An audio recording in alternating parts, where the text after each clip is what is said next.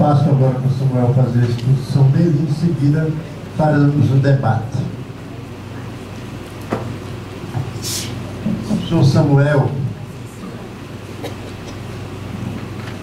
é uma consultoria de empresas, atua na gestão educacional desde 90, em instituições de educação básica e ensino superior, tem MBA em administração universitária e exerce as seguintes atividades no momento: Confederação Nacional do Estabelecimento de Ensino, onde é diretor tesoureiro, presidente da Câmara de Educação Básica, também aqui na Confenem, e presidente da Câmara de Estudos Preparativos e Estratégicos. Presidente do Sindicato Nordeste Mineiro das Escolas Particulares. E membro do Conselho Editorial da Revista Brasileira de Direito Educacional. Saúdo a professora Maria Helena Guimarães, nosso presidente em exercício da Confenem, professor Ferreira.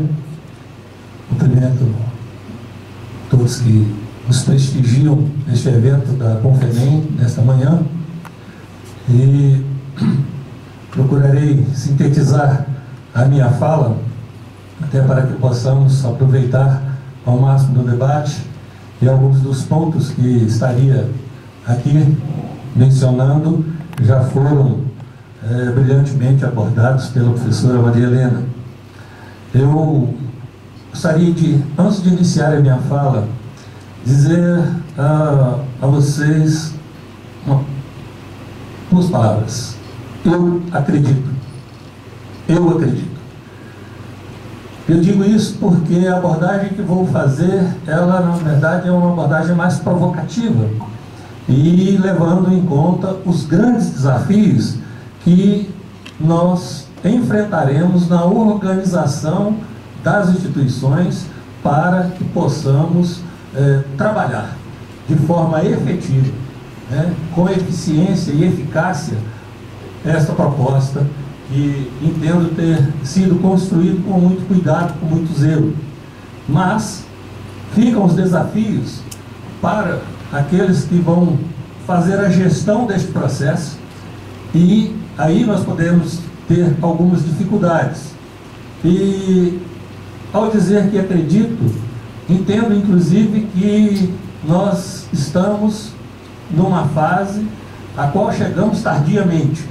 O desafio da educação para nós antecede em muito, e era realmente necessário uma parada para uma retomada consciente para enfrentar o desafio e superar as mazelas que temos em relação à educação. Então eu digo, acredito. E eu quero também outra coisa: quando eu usar a palavra dificuldade, não coloquem na dificuldade no caminho da impossibilidade, coloquem mais no sentido do desafio. Então, se por acaso eu falar dificuldade e não desafio, façam a tradução automática para isso, eu já faço essa abordagem. E quando eu digo que acredito, é porque eu já vivenciei aquilo que acredito, e eu entendo que o nosso desafio é maior até do que a proposta. Eu acho que nós temos que abrir as lentes para enxergarmos além até mesmo dessa proposta. Se nós quisermos um país melhor, se nós pretendemos uma geração que venha fazer a diferença, nós precisamos de pensar mais. E eu vou suprimir alguns pontos que estaria abordando, porque a professora Maria Helena já o fez com brilhantismo, e portanto vou me ater mais à questão da aplicabilidade, da praticidade disso dentro da vivência da escola. E quando eu analiso aqui o desafio, e se nós fizermos a leitura capa a capa do documento, ele pode parecer para nós a princípio quase que impossível de termos o cumprimento dessa proposta. É um desafio, é uma dificuldade, não uma impossibilidade. Mas por que eu digo que acredito? Eu vivenciei uma experiência pessoal no ano de 2001, ter uma escola trabalhando com 26 projetos A escola trabalhava por projeto. E havia essa interação que a professora chamou ao final aqui, dos projetos integrados. E do maternal ao terceiro ano do ensino médio, todas as turmas trabalhavam por projeto. E eu entendo que essa proposta, o grande ganho que as instituições terão é se fizerem o seu planejamento pedagógico construído com uma proposta que venha a contemplar o trabalho por projetos. Nesse sentido, a gente vê que o documento ele tem caráter normativo, temos aí as diretrizes, tudo colocado. Eu vou até já pular essa lâmina, eu a coloquei, não vou trabalhar com nenhuma lâmina referente ao documento, mas a professora Maria Helena, do final, falou sobre a questão do currículo, e ele vai ficar ao encargo dos conselhos estaduais. Nós vamos provavelmente ter alguma dificuldade na hora que as nossas propostas pedagógicas forem confrontadas com alguma situação em relação ao currículo. E eu digo isso porque pude participar de um evento no estado onde a condução da proposta veio num viés que eu entendo até um pouco fora da linha, veio um pouco à margem da proposta do documento.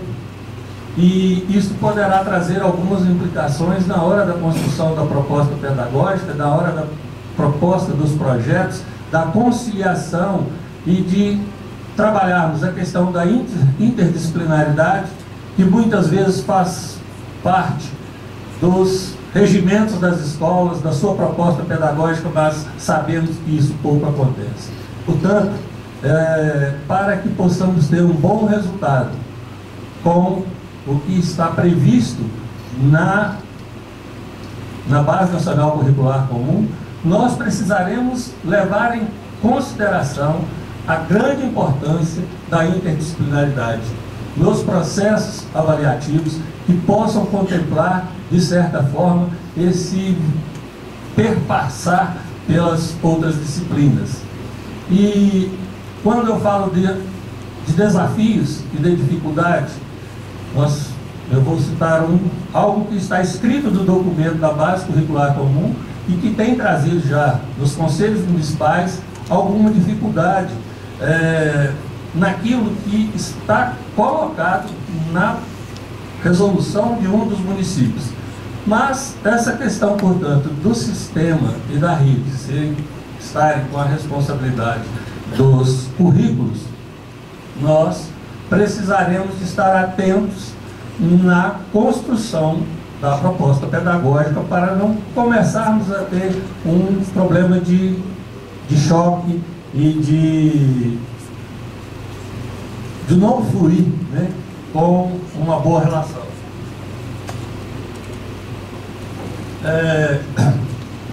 Portanto, a proposta pedagógica é o desafio para as instituições, falando em instituições de forma separada.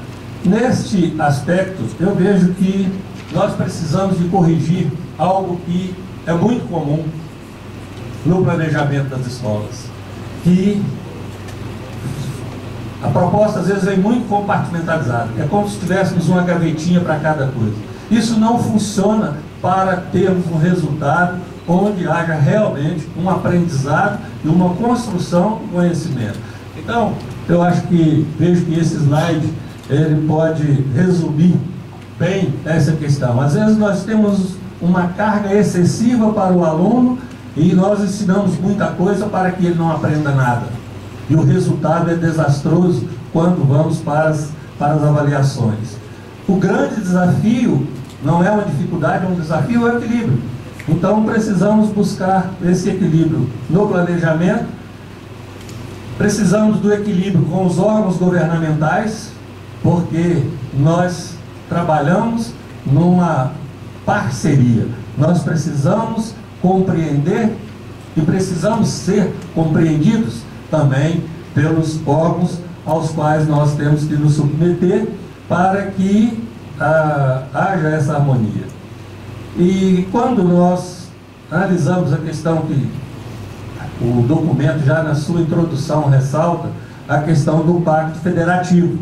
E esta participação de todos os estados, para que não tenhamos algo distorcido entre o que vai ser proposto, para que nós, num país continental como o nosso, não tenhamos uma formação totalmente discrepante quando vamos ter uma avaliação que é unificada para o processo, avaliação do resultado educacional. E eu quero ler um texto que está no documento, onde ele diz: a realidade local e individual da escola e o seu alunado, respeito às várias manifestações de cada comunidade. Se nós colocarmos isso, fizermos um contraponto com algo que também está no documento, decisões curriculares didático-pedagógicas da Secretaria de Educação e Planejamento do Estado, do planejamento do trabalho atual das instituições escolares. Então nós temos aquilo que é da alçada e da competência dos conselhos, mas que vão refletir da proposta da instituição. Então nós temos que conhecer e temos que dar a nossa colaboração, levar os nossos questionamentos, porque é um processo em construção. E essa flexibilidade, essa disponibilidade, né, dos órgãos para que possamos navegar num oceano um pouco mais tranquilo e possamos dar a contribuição esperada nesse sentido. A questão do plano normativo e o plano das ações de gestão curricular já foi também bem abordado pela professora, e eu trago aqui uma questão que nós precisamos estar atentos na construção das nossas propostas. Formação inicial e continuada dos professores. Esse é um grande desafio. Nós temos uma lacuna muito séria na formação das pessoas que trabalham na educação. E aí eu não me atenho apenas à questão do docente. O processo de gestão das escolas, ele precisa estar realmente e totalmente integrado com a questão da proposta pedagógica. O gestor dos processos executivos dentro da instituição, ele não pode estar distanciado para que não prejudique, né? Agora, nós temos uma questão de tempo e de resultado. Essa questão de ajustarmos a capacidade de trabalho das pessoas que militam na educação com o desafio que está. Então nós temos um tempo para implantação e para execução, e esse tempo não pode estar desconectado do tempo que teremos para preparar. E aí, para os gestores das escolas, nós precisaremos de ter um planejamento, inclusive um planejamento financeiro, que contemple, que já esteja prevendo o investimento da escola na capacitação do seu pessoal. Quem não quiser capacitar, é melhor que desista do processo. Quem não quiser investir no educador, aquele que está dentro da sua instituição, pode desistir, porque senão não vai, certamente não conseguirá avançar. Agora, tudo isso exige equilíbrio. Nós precisamos de ter um equilíbrio dentro da proposta pedagógica. Nós precisamos equilibrar a formação do nosso aluno, razão e coração. Os profissionais, principalmente da área da saúde, hoje os cursos da área da saúde já estão inserindo, inclusive, alguma disciplina, uma forma de trabalhar o profissional da saúde, porque, de alguma maneira, a relação dele com o paciente não reflete uma formação cidadã coerente. Mas isso acontece em todas as profissões, e nós precisamos caminhar nessa direção. Eu não vou falar aqui da estrutura, porque já foi bem abordado, assim como as áreas de conhecimento, pulando aqui da minha fala para que possamos ganhar tempo para o debate. Tem também a questão, quando falamos de competências gerais, competências da área de conhecimento e competências específicas do componente. a construção do projeto pedagógico terá que ter muito cuidado com isso aqui, porque senão alguma coisa poderá ficar fora e neste processo interromper aquela evolução horizontal e também a evolução vertical que está prevista na proposta, né? Neste sentido, a professora já ressaltou aqui a importância da questão digital. E nós precisaremos investir muito nos nossos professores, porque muitos dos professores que estão na ativa não têm o domínio do digital para estar até mesmo sendo confrontado pelo aluno que com ele estará. Mas nós temos que saber exatamente a necessidade e o tanto, né, a intensidade com que isso será necessário, porque senão teremos um desvirtuamento e nós teremos, acho que essa imagem traduz também bastante o que podemos perder, né, e na formação do nosso aluno. Nós precisamos de cérebros, Quando nós olhamos países desenvolvidos, quantidade de prêmio Nobel de um país como Israel e outros países, basta isso para entendermos a que distância estamos de sermos um país realmente referência para o mundo. E essa articulação horizontal entre os conhecimentos e a articulação vertical, e aí foi muito bom que a professora Maria Helena abordou a questão da educação básica e do ensino médio, e eu vou além. Eu vejo que essa conexão tem que ser feita desde a educação infantil, porque é uma construção sistêmica que ocorre, e o grande problema hoje enfrentado no ensino superior é exatamente por uma formação inadequada que temos dado na educação básica no nosso país. E tem um outro problema que nós precisamos de estar atentos, e quando a professora Maria Helena falou, e eu fiz questão de anotar aqui, a questão da flexibilidade nos currículos e na proposta pedagógica, porque um dos trabalhos que eu fiz foi sobre evasão no ensino superior, e o índice de evasão de ensino superior pela não adaptação do aluno do curso em que ele se inseriu, e ele às vezes migra para um curso, para uma outra área de formação, ele precisará levar também para esse curso os conhecimentos básicos necessários. Então nós não poderemos entrar apenas por uma área e deixar o aluno sem essa formação. E nesse sentido eu vejo que as transições que estão previstas lá na proposta, nós temos educação infantil, educação básica, anos iniciais e anos fundamentais, e ensino médio. Mas na verdade nós temos educação infantil, anos iniciais, primeiro e segundo ano com letramento, terceiro ao quinto. Inclusive algumas das competências e habilidades, elas agrupam esses 3 anos. No ensino fundamental, anos finais, nós temos também uma segmentação entre quinto e sexto, sétimo e oitavo, principalmente na área de matemática, onde o aluno vai ser confrontado já com a álgebra. Mas eu achei muito pertinente a proposta da matemática, porque quando ela faz essa inserção e faz esse esclarecimento da introdução da álgebra, ela remete a conhecimentos que estão previstos desde a educação infantil.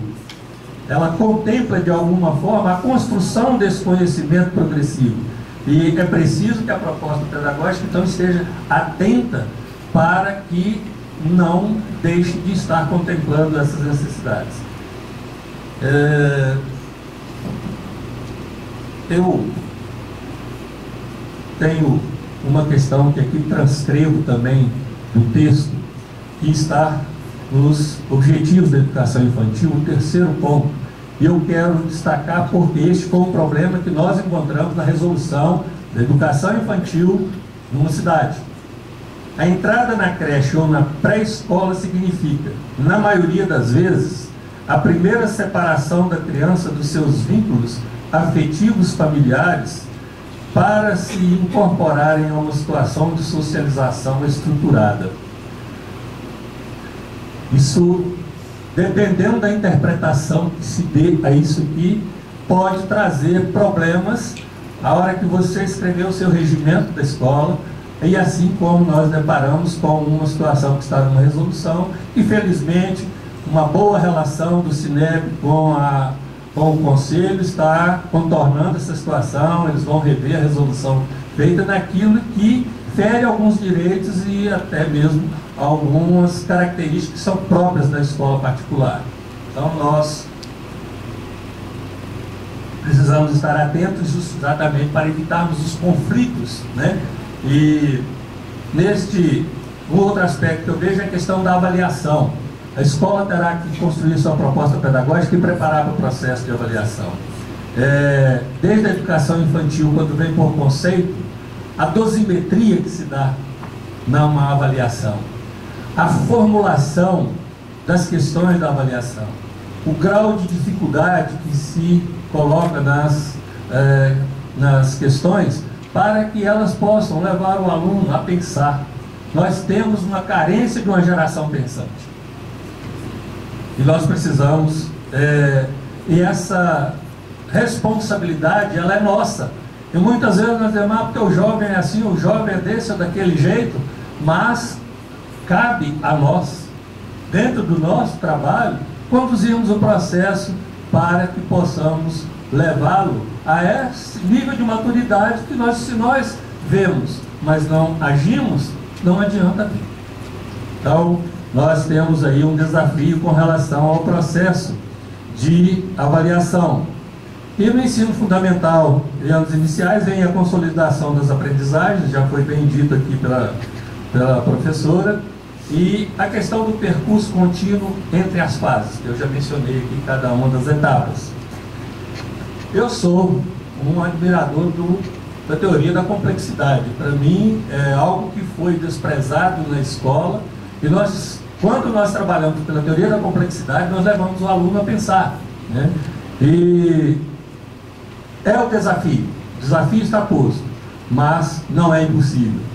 E aí eu digo o seguinte: tentar não significa conseguir, mas certamente quem conseguiu, tentou. Nós precisamos enfrentar esse desafio. Nós podemos ser pequenos, o desafio é grande, mas a nossa capacidade de mobilização em direção a esse desafio é que promoverá o sucesso da educação no Brasil e o sucesso das nossas instituições. E para finalizando, eu coloco aqui a questão da gestão. O desafio na construção pedagógica, como já disse, será o desafio maior das instituições para que possam contemplar coerentemente o que se espera. Outro grande desafio que eu já chamei a atenção, vou apenas mencionar novamente: capacitação da equipe escolar. Quando eu falo de capacitação da equipe escolar, quando eu digo que conseguir uma escola trabalhando com projetos, e projetos com reconhecimento nacional, numa cidade do interior, no ano de 2001, mas o porteiro da escola sabia o que estava na cabeça da direção, da coordenação, dos professores da escola. A escola era uma unidade. Escola fragmentada, que não tem unidade, então não importa. Um conselho de classe bastante chato para um professor de ensino médio ouvir um professor do maternal num conselho de classe. Eu não preciso fazer isso todo dia, mas esse aluno que está no maternal, um dia será o aluno dele. E o aluno que está lá na terceira série, quando o professor do maternal participa de um conselho de classe, ele vai percebendo os desafios e o que acontece com aquele aluno que por ali passou. Porque nós temos que pensar na fidelidade daquele cliente que está conosco. E a responsabilidade do insucesso do aluno lá no 8º ano, no 9º, no 7º, é da escola. A avaliação que eu fazia do desempenho dos alunos numa série, eu fazia a avaliação do aluno e descia para a série anterior. Quem foi o professor dele, o que ele tem, que é pré-requisito e que ele não carregou para aquela série. E a questão do regimento. As escolas precisarão ajustar os seus regimentos, inclusive de forma a contemplar a proposta, a forma de trabalhar e as implicações que elas poderão trazer na relação com os alunos e com a família dos alunos. A proposta pedagógica não pode estar desconectada do regimento da escola. O regimento, a participação ativa dos conselhos, nos conselhos de educação. O nosso sindicato tem 3 pessoas participando do conselho de educação. Nós precisamos entender que a nossa presença lá é para levar aquilo que nos incomoda, levar os nossos questionamentos, os nossos pensamentos, é estarmos presentes no sentido de colaborarmos e de colocarmos em tempo e a hora aquilo que nós percebemos da nossa necessidade. E nós precisamos de ter um aluno reflexivo. Quando nós colocamos nos nossos conselhos um aluno crítico, reflexivo, e está lá no regimento, e quando nós vamos para a realidade da escola, muitas vezes ela está tão distante daquilo que ela escreveu no regimento, é melhor que ela não escreva. E estudar a si mesmo é a arte mais difícil. A escola precisa se humanizar. A escola precisa levar o seu aluno a ter a compreensão da necessidade do conhecimento, mas ele é cidadão. Como cidadão, ele atua em várias esferas. E nesse sentido, a receita para 2018 e para o resto da vida é: vamos por aqui. Coração e cérebro tem que caminhar juntos. O processo de humanização é para a vida e não pode ser interrompido. Agradeço a todos pela atenção nesse momento. Procurei agilizar um pouco mais, porque não podemos perder a preciosidade da colaboração da professora Maria Helena Bonosco.